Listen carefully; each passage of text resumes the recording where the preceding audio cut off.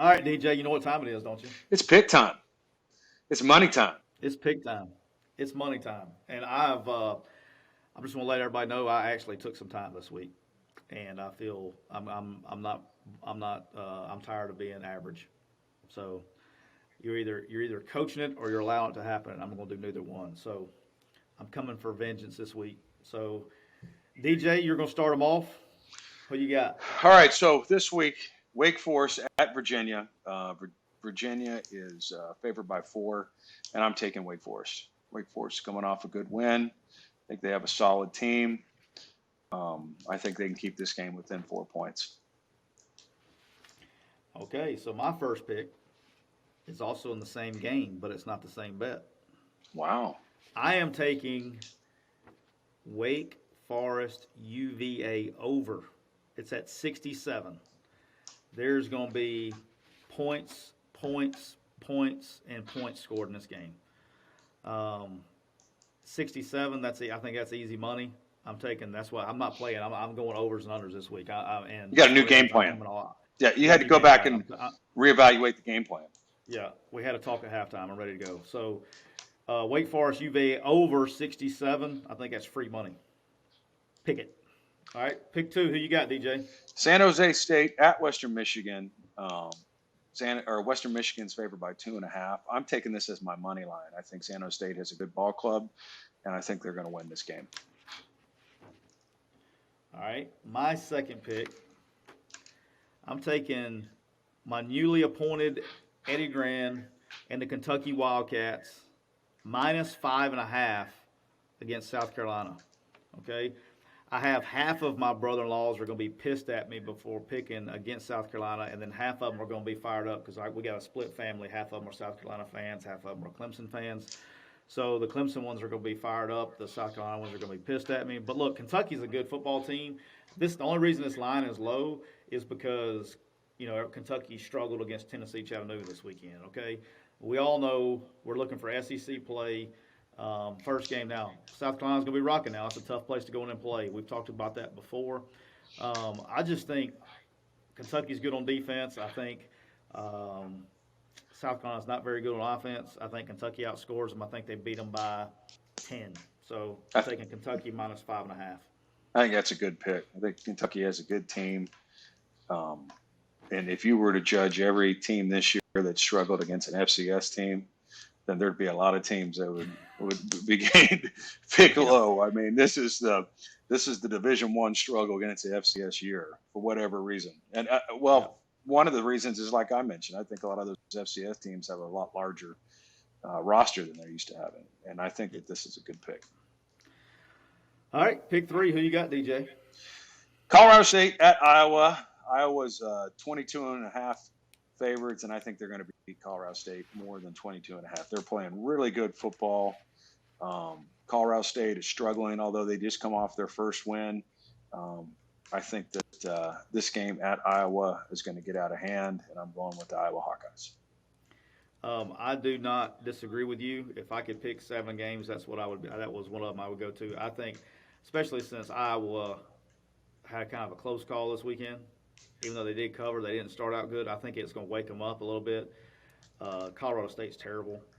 I think this could get ugly in a hurry. I would feel if there is a big spread that I like, that would be it. So I'm 100% on board with you that. All right, so my third pick. I told you I'm not playing. Okay, so my third pick, I'm going with the Indiana Western Kentucky game. Okay, Indiana is favored by 9. That's not where I'm going. I'm going with the Indiana Western Kentucky over at 62.5. Taking the over. All right, so I got, and it's my own research here because this kid, I don't know why nobody's talking about this guy. All right, my favorite quarterback in the country, besides Matt Corral, obviously, is a guy named Bailey Zappi. Bailey Zappi is the quarterback for Western Kentucky. This guy is phenomenal. So he went, I don't know if you knew this, I don't remember if we've talked about this or not, but not only did he transfer from Houston Baptist, his whole offense and receivers go to Houston Baptist with the OC. And they can't stop anybody, but they can score some points. Okay? And he throws like 7 touchdowns one game. Like, this guy's a real deal. He can spin it. I mean, this guy's a fun guy to watch. I think you see the struggles Indiana's had in the passing game. I think both teams score.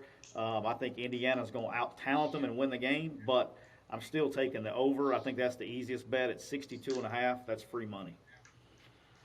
All right, go ahead. Who you got, DJ? Pick 4. Pick for me is Kent State at Maryland. Maryland's favored by 14.5, and I think Maryland will beat Kent State by more than 14.5. Maryland's playing good football. Kent State, unfortunately, has a very rough schedule, and I'm not so sure that they're not beat up from this season already. And I think Maryland's going to win this game by more than 14.5 points. I love the coach at Kent State, by the way. I mean, this guy's a competitor.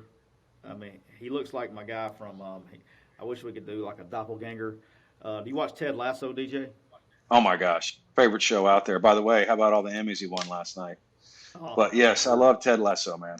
All right, so you know the assistant coach to Ted Lasso, the number 1 assistant? That's who this guy's doppelganger is. They look just alike. So anyway, this guy's a competitor. And so, like, his first year when he took over, we played him in Ole Miss. And we were, like, in a 45-hour lightning delay. Like, the game kicked off at 11. I remember we didn't get out of there till like 10:30 at night. It was like we had 2-hour delays. And we were winning big with, like, I don't know, 3 or 4 minutes to go in the fourth quarter. And we were like, hey, you just want to call it. He's like, no. I want to teach my kids how to compete and finish. I respect the guy. I was like, okay.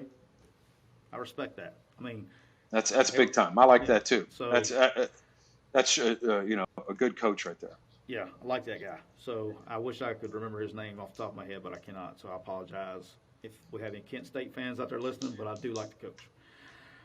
All right, my 4th pick, because I'm going to save my money line for last. My 4th pick, I'm going with the Arkansas and Texas A&M game. This game is in Jerry World. The line is 6. Who do you think I'm picking, DJ? I think you're picking Arkansas. I'm picking none of the above. I'm taking the under at 48. Okay, the under at 48. Yes, I understand it's 48, but the last time I checked, an over for the under to hit, somebody's got to reach 24 points for this to be a threat, right? Somebody has to get to the 24-point mark for the 48 to be in danger. I don't think either one of them get close to 24 points. Texas A&M is the real deal on defense. Arkansas's on offense. Texas A&M is on offense, and Arkansas is good on defense. I don't think this game even comes remotely close to 48 points. I'm thinking this is like a 14-10, 17-13 kind of game. I'm taking under Arkansas and Texas A&M all day long. They can't get it low enough for me. All right, pick 5. Who you going with, DJ? For pick 5 for me, Akron versus Ohio State. Ohio State's favored by 49 points. I'm going with Akron. I think 49 points is a really high spread, and I think Akron can keep this thing within 50 at least. Those are the most fun games to watch. Because you're like, you're sitting there going, run the ball, Akron. Just shorten the game, run the ball. Just please, no pick sixes. Yeah. Those are fun. I will say this: if you ever want to be entertained and I don't even know if that game's on TV. If you ever want to be entertained, get one of these big spreads and pick the underdog, and it will change the way you watch football forever. Like, you'll sit there and you'll just be like, please run the ball, please run the ball, please put your backups in, please put your backups in, please run the ball. So, and you need like one score. Like, if they score one time, you're golden. Like, you can turn it off. All you need is Akron to score one time. So, and I'm not picking this game. I did write this down because I knew you were picking that game. I am not picking this game, okay, because I can only pick 6 total. But if I were to pick another game, Alabama is 45-point favorites against Southern Miss. Okay, it's not in Coach Saban doesn't like to run up the score on teams. He doesn't. Okay, like, he hates it. Like, if the score gets ran up against you, like if you're the team, like, if the only way Southern Miss doesn't cover in this game is if Southern Miss throws like 5 pick sixes. Okay, and then like he's doing it, and they can't stop the guy running right inside zone from the third quarter on. Okay, Nick doesn't like he really doesn't. I know for 100% fact. All right, because I got my butt chewed one time. Funny story. We're playing Arkansas, okay, when I'm at Alabama. And we have this freshman running back named Derrick Henry. He's pretty good, okay. Well, Derrick had not he was like our fourth team guy, okay. So I love Derrick Henry. I knew he was going to be great. I just love him as a kid, and he liked the way he practiced. I just liked everything about him, right? So he gets in the game against Arkansas, and the score is like, I don't remember if it was 42, 35, 42, 49. I don't remember what it was. But it's late in the game, and we run outside zone with Derrick Henry. And it was like classic what you know is everybody knows of Derrick Henry now. He got going. And when he hit the edge, everybody takes bad angles because it doesn't look like he's running fast. It's like what everybody else knows about Derrick Henry is what you saw. He goes 80. And I'm yelling on the headset. I'm like, go, go, go, go. And I'm all excited for the kid. And he was like, who said that? Who said that? And he was like, don't tell him to score. He was trying to get him to go down or go out of bounds. He didn't want to run up the score. And so, saying that, I say this, that when you get up there to those 45-point spreads, I'm just telling you, if I was to pick another game, that would be the game. Southern Miss plus 45. I kind of like that one too. But that's not my pick. Well, look at well, what was the Mercer score? 42-14 Yeah. or something? You know what I mean? It wasn't.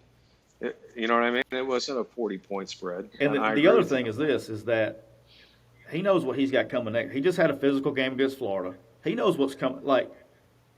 Nick, look. He's going to want to get out of there. Yeah. Once you Nick get ahead, is get out the of guy there. that's always be where your feet are. Okay, and he'll focus on this game. It's going to be, look, I'm telling you right now, you do not want to be a coach and or a player in Tuscaloosa, Alabama this week. Okay, because he knows that what just happened. He knows who's on the schedule next week. He's not an idiot. And he also knows with the players and the coaches what they're thinking too. Okay? Hey, we can come through and sleepwalk through this thing and win the game, and let's go get ready for next week. Like it's a night. This is one of those nightmare weeks to be a coach or a player at Alabama. But I'm just letting everybody know that would be one I like. All right, so my fifth pick is I may get a phone call, DJ, on this pick since you got one on it last week. I'm taking the Memphis Tigers minus 3.5 against UTSA. Okay, it's at Memphis. UTSA is a sneaky good team too. Now they're 3-0 coming in here, but look, Memphis looks really good. I think they're obviously think they're coached well. I think they can score points. I just think they outscore them. I also think they're good enough on defense to where UTSA is good, but I just think this is more like a 14 to 17 point game, not a 4-point game. So I'm taking the Memphis Tigers minus 3.5. So I'm gonna get a good phone call from somebody this week, I think, for taking Memphis because I think they're the real deal, especially playing UTSA. I think they may even blow them out. So I like that pick. All right, your last pick. I think Memphis is a good team. And I didn't even get a chance to give kudos to the way they played against Mississippi State because they played a good ball game, especially on defense. I thought they defended them well, and I think that's a good pick. I was. That's just going. I know we talked about that earlier, but that's the thing, man. And I think I saw a tweet. I think my good friend Brennan Chapman was on Twitter fire on Saturday. He was tweeting his rear end off, and I was actually at a baseball game, and I was trying to keep up with scores. And I just kept seeing Brennan kept popping up on my feed with some new tweet, but he had me laughing because I think he's terribly funny. He makes me laugh, but he actually said it. I think in one of his tweets, if any AD, Power 5 AD that schedules Memphis in Memphis should be fired immediately. Like, it happens, man. But this isn't something new. This is been going on since I was a kid. I remember Tennessee being really good going into Memphis and losing. Ole Miss every time they go to Memphis. Like, these kids have, and rightfully so. They have a chip on their shoulder because they were not recruited by those schools. It's but yeah, it's a tough place to play. All right. Your last pick, who you got? Last pick for me, I'm taking a play out of your playbook. Uh-oh. Tennessee at Florida, and I'm taking the over at 61. I think that there will be more than 61 points scored. Tennessee runs an up-tempo offense. They get a lot of plays off. Okay, they're going to try to score as many points as they can, and I think that this game is going to be more than 61 points. Wow. I do not disagree with that. That's very good. That's very good reason, because what people don't realize is whether Tennessee scored or not, Florida's going to get more chances. So that's exactly what I'm saying. Yeah. Because of the style of offense they play, Tennessee's going to get more offensive plays, and Florida's going to get offensive plays. And that might be something that, fans don't realize, that the style of offense that you run determines not only how many plays that you're going to get on offense, but how many plays you're going to have to defend on defense. This is true. So if you run an up-tempo and you throw the ball a lot, then you're going to get more plays on offense, which is going to give you more opportunity to score points. But the flip side of that is it's going to give your opposing offense more plays on offense and them more opportunities to score points. And I don't mean to go on a tangent here, but when you're a head coach, you need to make a decision on how you want to win games. Yeah. All right. And for example, if you're going to run that style of offense, then you're saying we're going to outscore people. So don't get mad at your defense when they give up 21. You know what I mean? Because you made that decision with the style of offense that you decide to run. For example, you're at Iowa, you're at Wisconsin. Okay. You're going to huddle. You're going to run the ball. You're going to eat clock. You've decided that you're going to win games on defense. So don't get mad at your offense when they only score 21. Do you know what I'm saying? You know what I mean? So it's just a decision as a head coach that you decide this is how we're going to win games. It doesn't mean that Iowa or Wisconsin's offense isn't good, okay? And it doesn't mean that an up-tempo team's defense is bad. It just means that the head coach made a decision on how he was going to win games, and therefore the scores are going to be different. And you need to know that going into it. An average fan may not realize that. Your air raid teams were scoring all these points, and their defensive coordinators were getting fired every year. They were like, well, we may score 60, but we give up 45. Well, it's because of the way that the head coach decided that he wanted to win. And well, that's what's going on. That's what's going on in Oxford right now, right? Yeah. And I've been saying this for probably since halfway through the year last year. Do you know what the most important play is in every single Ole Miss football game right now? What's the that? Coin toss. Because the other team can either try to score at the end, try to defer, score at the end of the first half, and then get the ball back and score again, where they can basically, halftime gives them a stop, or Ole Miss can defer, and if they score, they're going to score again. They can jump out 2 possessions. So the coin toss is a very valuable tool to be used in every single Ole Miss football game, because if you're on the other team, you can use it as a stop, and if you're Ole Miss, you can use it as to get up and go and stretch the lead. So, but yeah, that's a very good point. That's when you're that good on offense. I think I know which avenue Ole Miss has chosen. I think they've decided to outscore people. So, I think that's a safe bet. So, which I'm not questioning. Not when you can score every time you touch the head coach makes. I'm just saying the fans need to realize that the style of offense that is being chosen to run is the way that you're going to win games. You know what I mean? And then, if you're running an up-tempo offense, or you're passing the ball all the time and you're no huddle, and you only score 17 points, then yeah, you need to point the finger at the offense. Yeah, that's what I like. And then you're sitting over here in the Big Ten, and you're huddling and you're running the ball, and that defense gives up 28 points. Yeah, that's the defense fault. Well, I was like this.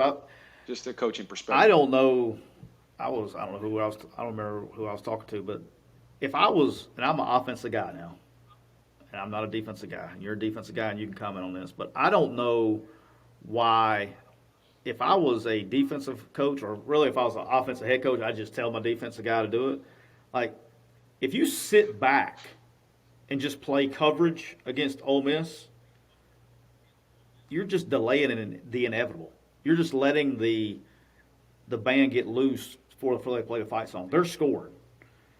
And so I understand why they do that, because they're afraid if they go in and they press and create pressure, oh, we're going to create big plays. They're going to get big plays anyway.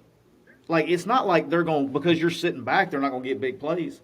I'm telling you, like, I don't know if I wouldn't just line up and play cover zero and just mix up the blitzes, maybe throw some man free in there, but just line up and just bring the freaking house every play. Because they're going to score anyway, you might as well try to create a negative play on the front end and get them behind the chains. Because if they get going, I mean, you're just delaying the inevitable right now. You got to mix it up. I mean, I know. I agree with you 100%. I know we're going off on a tangent. We're good at that. Man, I could talk college football all day. I could talk football all day long. That's why Nick is so good, because Coach Saban has his hands in every aspect of the football team. He's got his hands in the offense. He's got his hands in the defense. He's got his hands in the special teams. And as a head coach, the bottom line is to win games.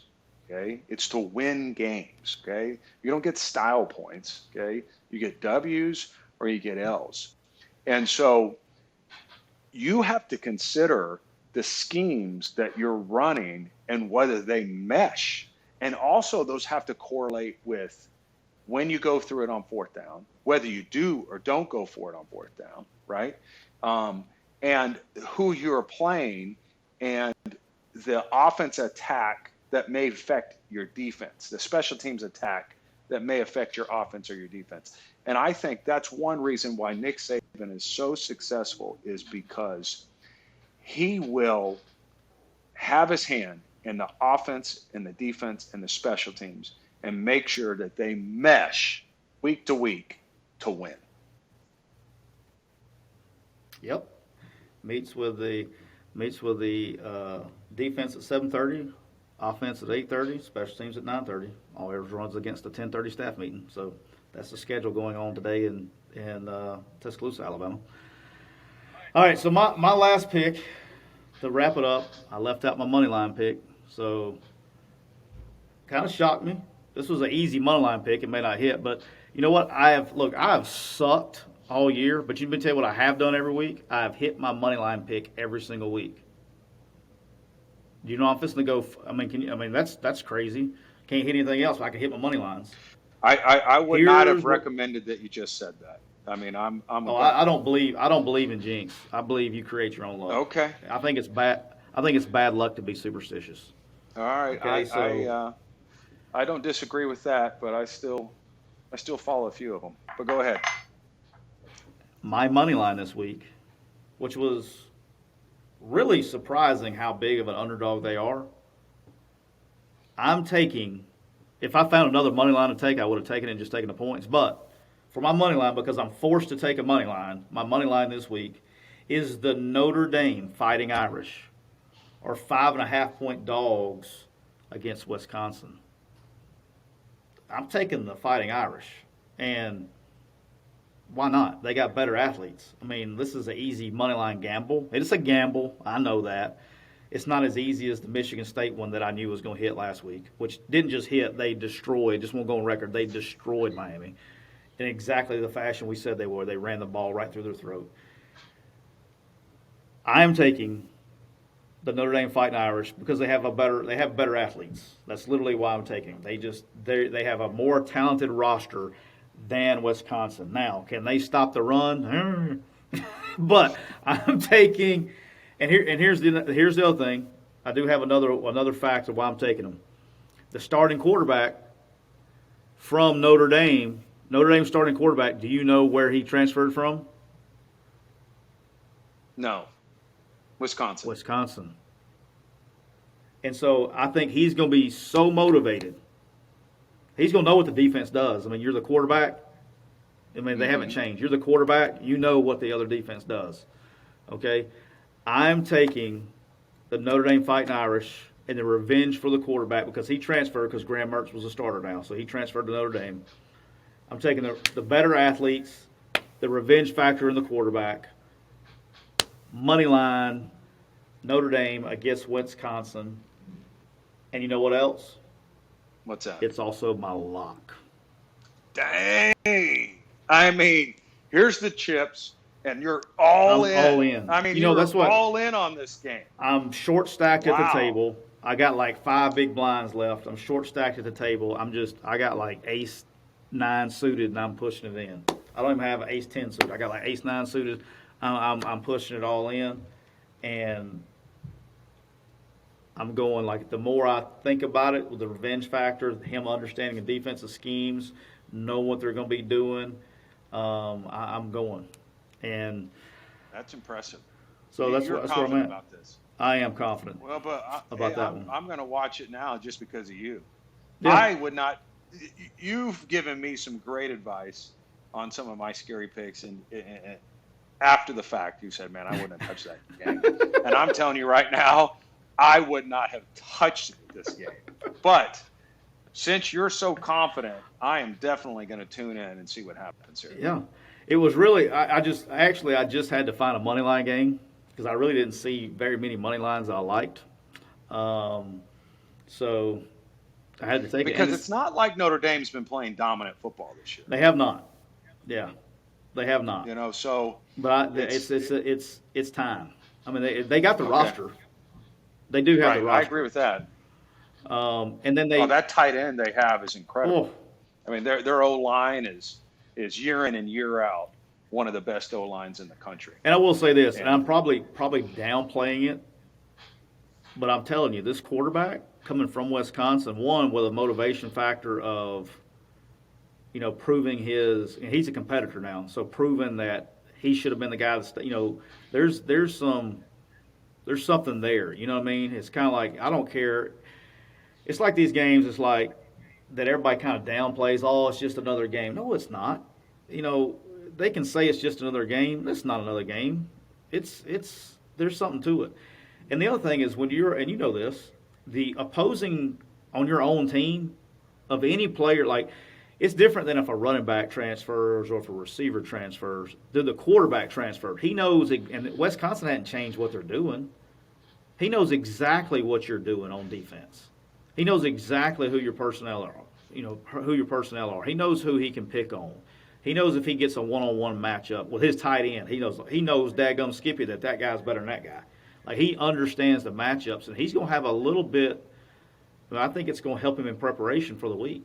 And when you got the preparation and the athletes to back it up, it's not like he's taking a FCS team in here. He's taking Notre Dame, and they have players. And look, I think Brian Kelly's done he took over a job similar to USC where they'll try to fire you for no reason, and he's made it last. So I think he's won at every place he's ever been. I think he's a good football coach. He just hasn't. I think he gets unfairly judged and picked on because he hasn't won the big one at Notre Dame. But I like it, man. The more I talk about it, I'm starting to like double lock it. I'm starting to feel good about it. So I'm taking Notre Dame money line is my final pick.